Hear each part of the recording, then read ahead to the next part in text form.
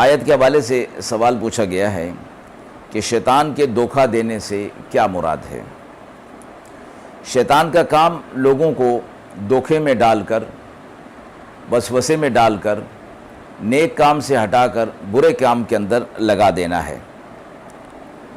اور قرآن مجید کی اس آیت کے اندر یہ فرمایا گیا کہ وہ تمہیں دھوکے میں نہ ڈال دے، یعنی آخرت سے تمہیں غافل کر دے اور دنیا کے اندر تمہیں ایسا مگن کر دے کہ تم آخرت کو بھول جاؤ۔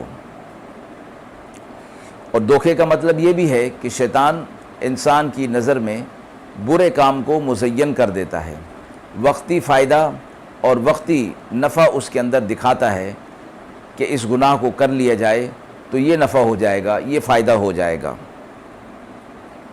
اور حقیقت میں ایسا نہیں ہوتا،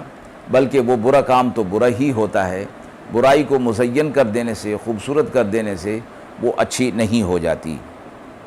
اس لیے فرمایا کہ وہ برے کاموں کو تمہارے سامنے اچھا اور مزین ثابت کر دیتا ہے، اور کہیں تم اس کے اندر مبتلا نہ ہو جاؤ کہ تمہارا حال یہ ہو کہ گناہ کرتے رہو اور ساتھ ہی یہ سمجھتے رہو کہ تم بہت اچھا کام کر رہے ہو